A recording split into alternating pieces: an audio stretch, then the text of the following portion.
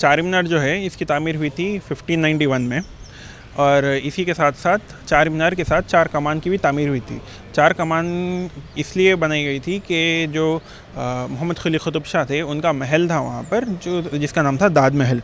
अगर आप लाड बाज़ार की तरफ जो जाएंगे, जो चार मीनार को नॉर्थ वेस्ट आएगा, वो एरिया में कुतुब शाही महलात थे, जिसको अभी तक कई इलाक़ों के नाम चार महल, नदी महल अभी फ़िलहाल जहाँ पर हाई कोर्ट है उसके ऊपर था, फिर इलाही महल और खुदा दाद महल, कई ऐसे महलात के नाम हैं। तो जो दाद महल था, जिसको इंग्लिश में पैलेस ऑफ जस्टिस बोलते हैं, वो ये चार कमान के लेफ़्ट साइड में, अगर आप देखेंगे वेस्ट जो है चार कमान के वो तरफ था। तो चार कमानों के बीच में एक फव्वारा, जो गुलजार हाउस है अभी गुलजार हाउस जो है उसका साइज़ बहुत छोटा हो गया और उसको सर्कुलर बना गया, मतलब गोल बना दिए। लेकिन एक्चुअली वो ज़माने में ये 8 कोनियाँ थे, इसको 8 साइड्स थे, तो ऑक्टागन शेप का फाउंटेन था ये। और आप देखेंगे चार अलग अलग डायरेक्शन में चार कमाना है। जो नॉर्थ की तरफ है उसको मछली कमान बोलते हैं। मछली कमान से इसकी ये मुराद के नवरोज़ के दिन, जो पारसी न्यू ईयर होता, वो नवरोज़ के दिन वहाँ पर एक बम्बू और पेपर की मछली लटकाते थे बीच में से, क्योंकि ये फ़ारसी ट्रेडिशन था कि जब भी नया साल होता नवरोज़ के दिन, घर के दरवाजे के एंट्रेंस पे उन्होंने एक पेपर की मछली लगाते थे कि खुशहाली आना बोल के, तो वो एक वजह से उस पर मछली लटकाते थे, तो वो वजह से उसका नाम मछली कमान है। और फिर आपको दूसरी देखेंगे कि काली कमान है, जो जाती अलीजा कोटले की तरफ। वो काली कमान से अब ये मुराद है कि उस पर झंडियाँ लगाते थे मुहर्रम के दौर में, काली झंडियाँ इतने लगाते थे कि वो नज़र आती थी काली। तो अब ये है, लोगों का मानना ये है कि इसलिए इसका नाम काली कमान है।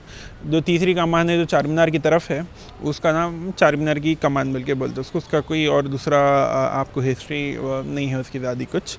जो चौथी है, सबसे पतली कमान बाकी है अभी, वो एक ज़माने में दरअसल दरवाज़ा हुआ करता था दाद महल का। अगर आप जाके देखेंगे ये सहरे बातिल की जो कमान है, वो सहरे बातिल की कमान पे चौखट अभी भी नज़र आएंगी आपको गनेट की, जो टूट गई सो है।